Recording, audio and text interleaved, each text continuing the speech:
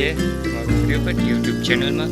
તો મિત્રો આપણે બધા લોકો જાણીએ છીએ કે ભાઈ ઉનાળાનો સમય છે અને બહુ તડકો વધારે પડે છે, તો માણસ તો ગમે ત્યાં પાણી પી શકે છે, પણ જે પશુ પંખી હોય ને તો એ ક્યાંય પાણી પીવાનું કે એની પાસે પૂરતું ઠેકાણું ન હોય। ઘણા બધી જગ્યાએ આપણે જોઈએ છે તો ત્યાં અમુક જે વાસણો મૂકેલા હોય છે કે જે ચકલી છે, કબૂતરા છે, કોઈ પક્ષી છે તો એ પાણી પી શકે।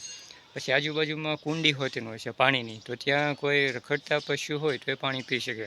તો મિત્રો આજે આપણે અગાસી ઉપર એક 2 થી 3 જે નાના વાસણો છે તો એ મૂકવાના રહેશે, તો જેથી કરીને જે ચકલી, પછી કબૂતર, પછી ખિસકોલી તો એ લોકો ખાઈ શકે અને પાણી પી શકે।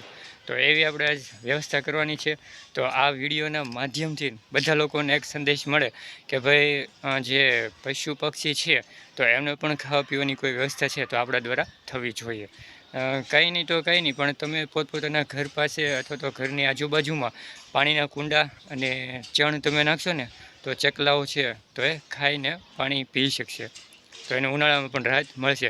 તો મિત્રો બન્યા રહેજો અમારી સાથે વિડીયોના અંત સુધી, લાસ્ટ સુધી। તો ચાલો હવે આપણે કામ કરવાનું છે। આ પ્લાસ્ટિકનો ડબ્બો છે તો જેમાં આપણે પાણી છે તો ભરશું, અને ત્યાર પછી આ સ્ટીલનો એક કટોરો છે તો એમાં પણ આપણે પાણી ભરશું, અને ત્યાર પછી આ સ્ટ્રે જેવું છે તો એમાં આપણે ચણ નાખશું, જે ચકલાઓ છે તો એ નિરાતે ખાઈ શકે। અને આપણી પાસે ચણ હોતે આવી ગયેલી છે બાજરો। મિત્રો ચકલાની છે તો એ બાજરો વધારે ખાઈશ, જો સુપર બાજરો છે।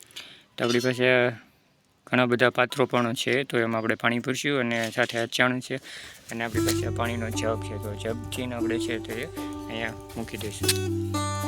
તો અમને અહીંયા રાખીએ તો જેથી કરીને છાંયો આવશે અને તડકો પણ ઓછો રહેશે, અને ઉપરથી આવીને સીધો આપણે એને આપી શકીએ।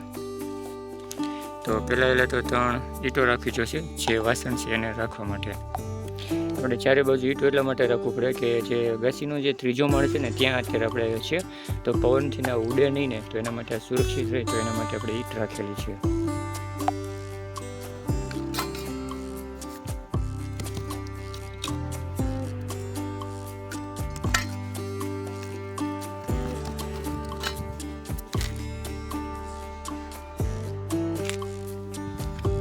ત્યાર પછી આપણી પાસે પાણીનો જગ છે તો જગથી આપણે આમાં પાત્રમાં રેડીશું।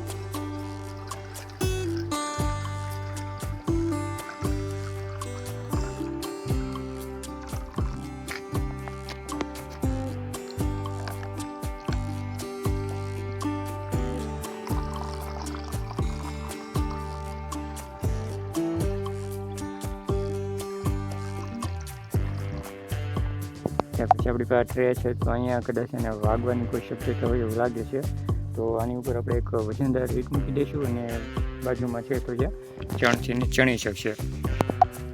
મિત્રો બીજી વાત એ છે કે આપણે અહીંયા ઈંટ એટલા માટે મૂક્યું છે કે પવનના કારણે ઉડે નહીં ને, તો એના કારણે અહીંયા સપોર્ટ રહે અને વજન રહે, તો એના માટે આપણે ઈંટ અહીંયા મૂકવામાં આવેલી છે। તો હવે આ બાજરો છે તો બાજરો આપણે એમાં ઠલવી દઈએ।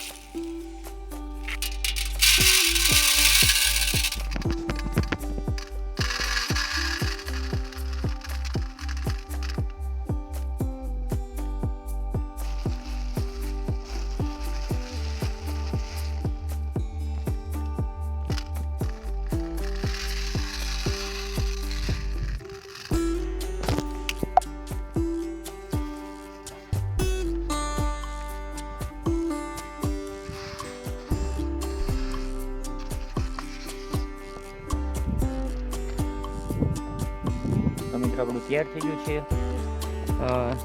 આ છે હમણાં જમવા માટેનું છે વ્યવસ્થા કરી છે, અને અહીંયા આપણે એનું પાણીની પણ વ્યવસ્થા કરી આપી છે।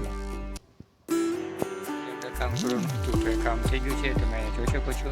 પાણીનો કુંડું છે તો આપણે મૂકી દીધું છે, અહીંયા પણ પાણીનો કટોરો મૂકી દીધો છે બાજુમાં, અને અહીંયા બાજુમાં છે તો આપણે એક ચકલા ચણી શકે એના માટે બાજરો ખાઈ શકે એવી વ્યવસ્થા પણ આપણે કરેલી છે। તો મિત્રો ફરી વખત આપણે મળશું નવા અંદાજ સાથે, નવા વિડીયો સાથે. તો ત્યાં સુધી બધા લોકોને જય હિન્દ, વંદે માતરમ. જો વિડીયો પસંદ આવ્યો તો લાઇક કરજો, શેર કરજો, સબસ્ક્રાઈબ જરૂર કરજો.